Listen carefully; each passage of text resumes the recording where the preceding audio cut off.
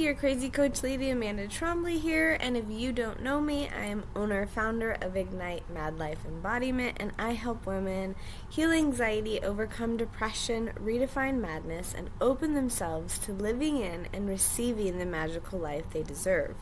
If you are not new here, welcome back as always, and thank you for your support. To jump right into things, this is the Holiday Meltdown Pivot Video Soul Session. If you are here with us today, then you are ready to ease the anxiety of the holiday season. This topic is so super duper needed. In the generation, in the culture, in the way that we live, we have this idea that the holidays are supposed to bring giving, shared connection, love, and fun. Except for they aren't anymore. All of the rituals, the traditions, and all of the different things that we participate in order to achieve and really make these holidays meaningful take away from the actual meaning of the holiday. They take away from the actual experience of each holiday. And it leads us to chaos, overwhelm, spending, stress, and of course, that leads to the inevitable arguments with the husband, bent commitments, frustration with the kids, and overall disconnection. So we're facing this massive conundrum. And before we get really started here, I want to look at what your holiday season currently looks like. So wherever you're tuning in from, drop a comment below and tell me, what does your holiday look like? More importantly, what does your holiday season feel like? We're talking about the 3-month season, so October, November, December, beginning of January. Are you in obligation to too many family members that take away from the pure connection that you want to receive during these holidays? Are you too busy? Are you too emotionally or financially strapped? Tell me, what is your holiday meltdown? What does it look like, and what does it feel like? Regardless of the individual differences between our holiday meltdown across the country and across the nation, we are aware and in agreement that although the season greets us with that excitement and joy, its light is quickly stumped out by disconnect and overwhelm. So, let me ask you this. What does the perfect holiday season look like? If you had a happily ever after Halloween, Thanksgiving, Christmas, and New Year, what would that feel like? What would you be spending your time doing? And how would this drastically affect your mental health during this time period? So again, please drop that down below and let me know where you at, where would you like to be? So there's 2 points of the pendulum here. On one side of the pendulum, you may be a good portion of the majority that deals with seasonal depression or seasonal anxiety. You may be part of this portion where during this time a real chemical imbalance really takes you out of it. And you could be the other side of the pendulum, where during this season, you keeping up with the Kardashians, so to speak, is taking it out of you and creating mental health crises, creating stress crises, creating financial crises, and locking you down in an unhealthy pattern. Now, seasonal depression, seasonal imbalances are a very real thing, and I don't want to take away from that point. Suicide rates skyrocket during the colder months. The amount of reported drug overdoses drastically increases. There are more ER visits complaining of anxiety and panic attacks during the holiday season than any other time throughout the year. And health crises like heart attacks also see an increase during this time. So there really truly does seem to be a chemical imbalance that is dramatically exacerbated during this time. And by no means do I want to discount this very real truth, but instead teach you how to manage this imbalance with some lifestyle hacks, breaking way to an enjoyable holiday for you. Now, the other side of this scenario, the other side of this pendulum, is those of us who nothing's chemically changing during the colder months, nothing's chemically changing during the holiday season, but we are becoming so overwhelmed and have so much to do during the holiday season that we begin to feel the stress and the overwhelm and the overspending and the many commitments and that having to show up and having to be perfect and the fear of what other thinks and blah, blah, blah, blah, blah really begins to take a dramatic impact on our mental health. How we show up for ourselves, for our families, from those around us. How we feel about ourselves, about our families, and those around us. And how we are participating in our own life. So we know where we're at and we know where we want to be at. So what do we do next? So let's jump right into this and talk about the 4 steps to anxiety ease of the holiday season. Step 1, keep it simple. Simple enough. Except it's really not in today's generation because there's Harvest Fest and performances and pumpkin patches and schoolworks and you gotta make the costumes and you gotta have matching PJs and you have to organize the dinner and you gotta send out the invites and oh yeah, you wanted to save money this year and you forgot about this family member or that friend and the kids have this to do and you have to volunteer and work is overwhelmed again and now you're late and this is all a lot of money, and there's so much to do. Comb your hair, fix your bow, you've gained weight, there's a lot on my plate, this isn't the way I want it to be, blah, blah, blah, blah. And all of this inner dialogue leads to, I hate the holidays, because why wouldn't we? If this is your holiday dialogue, of course you are not going to be enjoying the holidays. Tidying the halls and getting excited is amazing until you look at your plate and realize that all this excitement is really just a recipe for overwhelm. So keep it simple, sweetheart. I don't know if anybody has ever told you this or not, but no is a complete sentence. No, no thank you, not this year, absolutely no. And I know, you're sitting there saying right now, yeah, but then it becomes an argument, but the kids want to see their cousins, but then I'll be ostracized, but it's tradition, but I have commitments. No is a complete sentence. Part of taking charge of your life, part of actually enjoying the season, is taking the responsibility for what you can control, what you can opt out of, and what you can say no to. In a season where everything requires our attention, learning to set firm boundaries that align you to the season and emotional stability that you desire to have, that is your responsibility. And with just a tad bit of application, the stress can begin to fall off your shoulders. So this year, commit to not going overboard, to keeping it simple, to taking comparisons and obligations out of the picture, and creating the simple connection of the holiday season that you desire to have. Step 2, have some fun. We already established that by participating in all the fun things, all the things that the season offers, we actually close ourselves down from experiencing the fun or the good times that are calling to us. So when focusing on easing the anxiety of the holiday season, we have to focus on having some fun, some real fun in the holiday season. It's important not to just include your fun as all the things that you are scheduled to do or all the things that line up with the season, but it's important to keep your fun, your true fun, the things that you enjoy to do any time of the year, the things that you find joyous all throughout the year. But when we're keeping up with the Kardashians and when we're attending all of these events in such a way, our plate becomes bogged down and we don't actually enjoy all of these events. So on one end, you can go back to step 1 here and obviously start keeping it simple. By keeping your commitments low, you can actually participate in the commitments you enjoy doing, like really spending the time at the pumpkin patch, leaving your phone in the car or picking it up only for pictures, getting on the zip line with your child, digging in the corn, doing the things that you really enjoy doing it.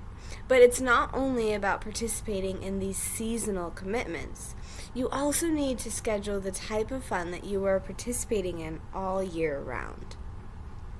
Or that you're not participating in all year round, and that you really need to look at your life and see the elements in your life where fun needs to be an element. Now, each and every coaching video, every soul session, every private client work that I always do, we always talk about the element of fun in our life, the element of pleasure and play in our life.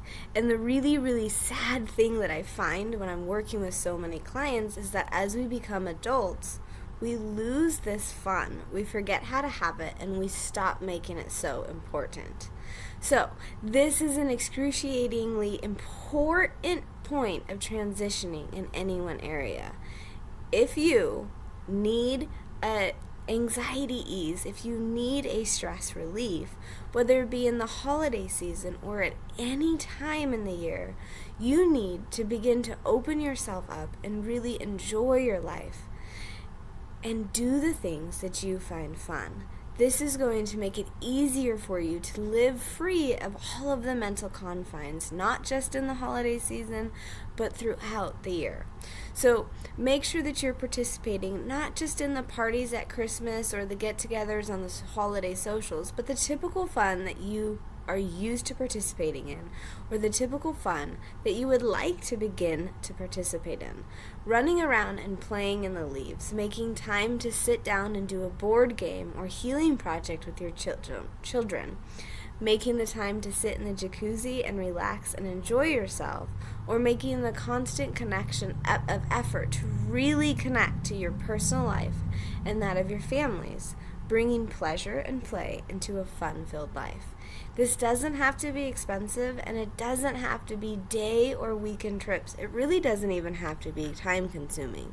You can begin to implement a fun holiday season in easing the anxiety of this season by participating more and more into the fun things that you like to do, the fun things that your family enjoys participating in. That may simply mean a craft at home where the phones are off and you focus on that time with your children, or that may mean going to Chuck E. Cheese like you guys do once a month. But making sure that you entice your own holiday season with these weekly and even daily moments of true pleasure and fun, so that regardless of the schedule that you're holding, your holiday season becomes pleasure-filled.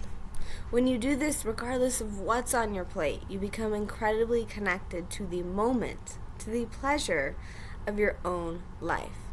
So keep it simple and have some fun. Moving on to step 3, small, simple self-care. Now, I'm not exactly sure why I put this as number 3, but as I was journaling it out, it's just where I put it, because truly and most importantly, small, simple self-care is the most important part of keeping your holiday season happy.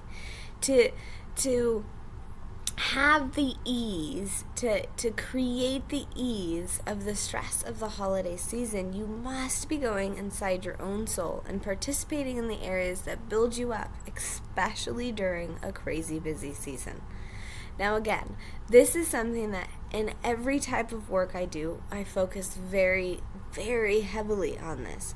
But when looking at the holiday season and the stress and the overwhelm that comes with it, small, simple self-care should be so important to you. Now, the reason that I put the word small and simple ahead of self-care is because I know every objection from you guys is going to be that there's absolutely no time during this season, that you're doing it all alone, that you have too many commitments, and that you don't have the time to actually take care of yourself. And I want to be brutally honest with you right here and right now. And that is, if that is the position in your life, you will never get anywhere. You will not ease the anxiety of your holiday season, and you will not live a full magical life. The more that you hold on to this idea that you don't have enough time and that you aren't a priority in your life, the more that you will sink back into your priorities and the more mental crises that you are sure to face. It is your responsibility in this life to ensure that you are taking care of yourself first and foremost, especially in times of high anxiety and overwhelm and emotional upsets and depression and extreme highs and lows and so on and so forth. It is definitely important to self-care daily, and it is definitely important to self-care here. So what do I mean by simple self-care? Small, simple self-care. Everybody wants to automatically say that in order to participate in self-care, I must be journaling for an hour every morning, or I must be taking 30 minutes out of every single day to sit down and do yoga beside myself. Whoever created this idea, and for whatever reason that this idea is circulating, that that's what self-care looks like, I want to take that right out of your mind right now. Because a good self-care routine doesn't just come in these two forms in any way, shape, or form.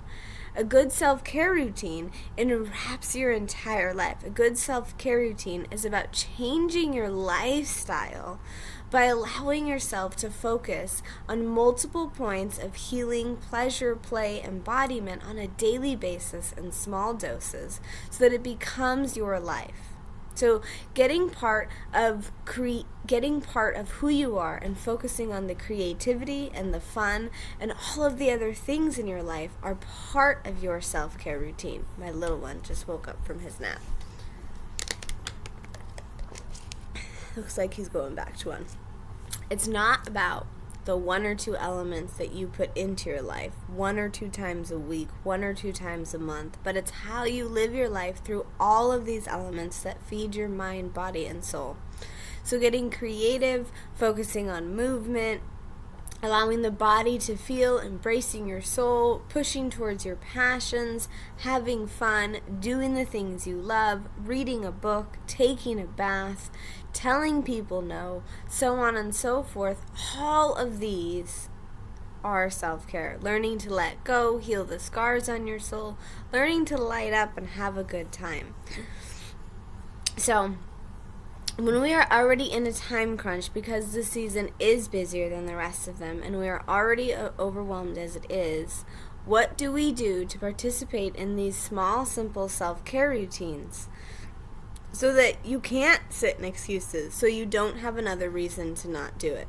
If you can commit to giving yourself 2 minutes per day to actively focus on what you need from yourself, you'll see a massive difference in this life. When it comes to self-care or journaling or meditating or yoga or whatever works for you, you will see a massive difference by taking just 2 minutes per day, just a couple pages of that book, just the 5 minutes of that podcast, just a quick 2-minute stroll walk, picking up the leaves and looking at them. You will see the massive difference in your life by adding these elements 2 minutes at a time to your life. So, take the time out. All of these elements of self-care are self-care, and none of them have to be done all at once or 4 hours at a time. Giving yourself just 2 minutes a day to refocus on what you need from this life to build yourself up and ease your own anxiety will make a drastic impact in your holiday season. And if you're sitting here again telling me that you don't have the time or energy to do this, again, I'm going to tell you your holiday season and your life will continue to feel burnt out. You deserve to build yourself up. You deserve to have more in your life. And it comes from making those hard choices to doing the things that seem impossible right now and making them a priority anyways. So if you want to begin to see the pleasures in your life and actually attract more and have this enjoyable season, then you have to begin to implement at least 2 minutes of small, simple self-care. This is one of the most important steps when it comes to changing not only your life, but also this holiday season. Okay, guys, we're almost done. Step number 4 is creating a focus for your month or for your holiday season. When we come to this life and we realize we are bogged down by the stress of the holidays, a major problem that we are suffering from here is that our focus is absolutely everywhere. Our focus is pleasing our family, supporting the masses, showing up to everyone and everything, doing everything, trying to soak in as much joy and pleasure as humanly possible while keeping everything perfect and serving everybody in the best way we know how. The focus becomes everything and everyone in order to receive everything and serve everyone. And this focus becomes that recipe for disaster, that recipe for stress. If you want to ease the anxiety of the holiday season, one of the most important steps to doing so is creating a focus for your holiday season. Whether it be a monthly focus, a weekly focus, or a seasonal focus, I personally suggest all 3. What is the focus that you want this holiday season? What is the focus that you want this holiday season to stay consistent on? Is the focus that you want this holiday season to be purely connected to those around you? Is the focus of this holiday season to be calm and smell the roses? What is the focus that you actually want to have this holiday season? When we decide what the focus is that we want to hold for the holiday season, we can begin to look at the exact steps and the exact part focuses that we need each and every month. As you look through the commitments for the entire season, you begin to see what are in disalignment with your focus or your theme for the season. You begin to see what things you need to let go of and what more you need to add to keep in line with your focus.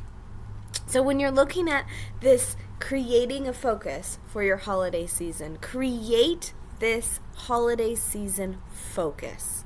And then I want you to create a month-to-month focus, something that is just as important and just as in line, but allows you to look at it a month at a time, that allows you to stay attached to that desire. When I write my to-do list in the morning, I always write a little quote with it, whatever spoke to me that day. Because as I move on with the 20 things on my to-do list, I can very easily get stuck inside of my own head, and even though I'm getting all of the things done, I'm stepping away from the way that I really want to be living. And so in the beginning of every to-do list that I create, I write this little quote. Each day it's different, each week it's different, each month it's different. It has a theme.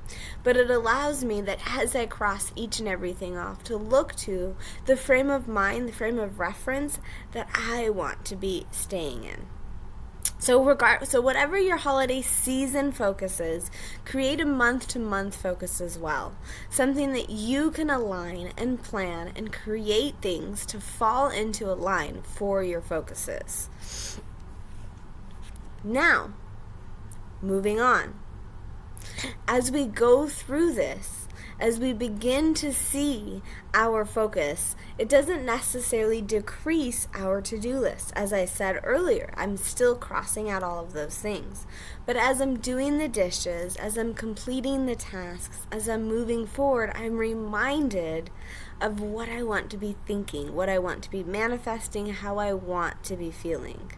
And so when you're creating your holiday map out, look at your map. From the beginning of October to the end of January, what do you have on there? And does it fall in line with this season? Huh? Yeah, you can. Go ahead. You need some chapstick, buddy. Now, look at everything. I don't necessarily adhere to writing everything down on the calendar because that becomes super duper overwhelming. But do write some things on the calendar. I'm all for pretty cute calendars, but when you write wake up, school, pickups, dance, class, all of the things that you have every day daily, and then you add these holiday things, holy moly does your calendar look way too full and way too overwhelming. So if you are doing a physical calendar, Make sure that you're not writing every little thing on there, just the commitments that you know you're going to forget. If you have dance every Wednesday, dance on each Wednesday doesn't need to be on your calendar because you already know that's already a habit, that's already a pattern you're taking. So leave that off. But if you have a Wednesday where there's a parent-teacher conference or a work luncheon, add that to the calendar. And before you commit to going to that, make sure that the environment that you're participating in, that the dessert that you're baking, that the people that you're hanging around with, that commitment actually falls in line with your seasonal focus, with your monthly focus. This is a small shift, but it makes a massive impact in actually reducing the stress of everything in your holiday season. So, create your focus for your holiday season. Create your focus for your month or for your season 1 month at a time, and begin to follow the action steps that line up to focus this in order to ease the stress of the holiday season. To sum up here, you guys, we went through 4 simple steps. Number 1, keeping it simple. Number 2, adding the fun back into your life. Number 3, creating small, simple self-care steps. And number 4, creating that focus for your season. Now, I'm sure that some of you have a lot of questions here, so if you do, please drop them down below in the comment section, regardless of where you're tuning in from, and let me know where you're at with this. Let me know the problems that you are having here, and please ask questions so that I can be with you and let you know the specific steps that maybe you need to take to ease the holiday season, specifically to your desires. Now, before we close, I want to touch on a couple of things and some quick tips, tricks, and coping skills to really take these 4 simple steps to the next level. So I want you guys to get organized and look at that calendar like we just talked about. I want you to get organized and look at that calendar at the beginning of the month and get organized with the commitments you have. It's important to know what's coming. It's important to not stress out over it, but to be prepared so you can be in line with this. All of these commitments create more financial obligations and more emotional obligations. So as we get our calendar out, as we get our list out, it's important to know what we are doing but still be detached from the outcome. But it is important to be prepared so we know how much money we need to have ahead of time so we can put aside for it, so we know what we need to show up as, how we're going to need to protect our own energy. So if you are a fly-by-the-seat type of person, I encourage you during the season where the stress is overwhelming to become a little bit more organized. To go to the Dollar Tree and buy that dollar count calendar and pencil in some of the commitments you have. Pencil in some of the things that you have to do. Again, do not pencil in everything because then yours will look ridiculously overwhelming and the whole point of this will be off. Second thing, set a budget for yourself.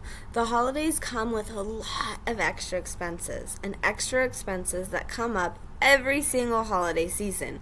Yet the majority of us are never prepared for these expenses, and each and every year the expenses seem to get a little larger and our wallets seem to get a little smaller. So a first step, a first little trick to easing the stress of the holiday season is to actually set a bottom dollar budget. When you're looking at your finances and saying this is the max I'm going to spend on this holiday, that means that the costumes must fit into that budget. The luncheons must fit into that budget.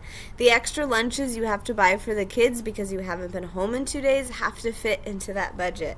The potlucks and the this and that must fit into that budget. It's a holiday budget. It's not your typical monthly budget. It is extra. It is fun, but it is the max amount.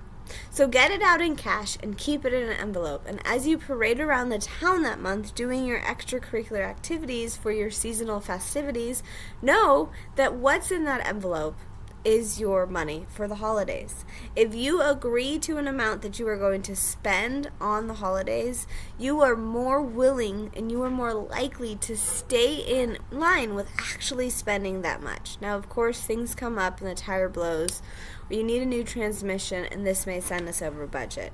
But these are not the things to fret about because these are the natural occurrences in life. But when it comes to easing the financial stress of the holiday season, knowing a specific amount that you are going to spend will ease your stress dramatically, as well as your spending dramatically. So plan ahead, know your budget, figure out what you're going to spend, and then don't spend over it. Take the cash out, and when it's gone, it's gone. You better spend wisely. You better do things the right way, because when it's gone, it's gone. Okay. Affirmations. The fabulous affirmations are a fabulous way to make sure that your holiday season is maintaining the focus that you created in the beginning of this, or towards the end of it, actually. Your affirmations will help you decrease the stress and increase the structure in your life. I know affirmations are old news, but they're not, because the verbal and the audible and the spoken affirmations to yourself, especially when looking in the mirror, show significant, like super duper significant changes in the way that we process, in the way that we feel, in the way that we participate in our lives. So these are quick, less than 2-minute ways to ease the stress. Saying your affirmations and maintaining this idea of gratitude in a daily bit with our lives are huge, important tricks to keeping the holiday easy. This holiday season, because it's so busy, because of the way that it is now, it becomes a season where instead of focusing on everything we have, we focus on everything we want, everything we don't want, everything we don't have in our lives, everything we should be putting the time and energy into, everything we wish we had in our lives, so on and so forth. And what that honestly means is all this inner dialogue is that we're pulling further and further away from an element of gratitude as we draw closer and closer to the holiday season. So creating a daily or weekly gratitude list that goes in line with your focus, that goes in line with your affirmations, becomes extremely important during this holiday season to remind us of where we started, where we're heading, and how blessed we are. Your gratitude list doesn't have to be anything big. I know my mom has always said that her gratitude list always starts with her washer and dryer, and I always thought that was the silliest thing until I had 2 kids and didn't have a washer and dryer because ours was broken. And then I realized, oh, how grateful I am to have a washer and dryer. So the little things are important here, and make sure to put them down. Lastly, when it comes to some tips and tricks and coping skills, I want to talk to you guys about these coping skills specifically. This is the anxiety-stricken season. This is the depression streak in the season. So when it comes to really easing the anxiety, it is important to be aware of the mass amount of coping skills available to us. The more we implement self-care in our lives and change and use this system for ourselves, the less we need the coping skills in our lives. But as we begin to shift into this and change our way in our lives, the way that we're living our lives, we're going to need a pocket full of coping skills in order to really ease this transition. So it's important that you educate yourself during this time, that you get really clear and figure out what it is that you actually need to use to cope with the stress. A lot of us cope through food or through sex, through drugs. A lot of us cope through the TV, through social media, through our phones, through complete and total disconnection. And the problem with these coping skills is that they're not coping skills. They work for a very short period of time because they numb us out for that moment. They never get to the root of the issue, and instead of coping that focuses on it focuses on an avoidance message. So when you become further numb to the emotions that you are feeling, your problem just incites itself. It just gets bigger and bigger. So a true worthy coping skill is something that allows you to become open and aware to the exact feelings that you are struggling with, so you can begin to heal them in your self-care and your new lifestyle changes.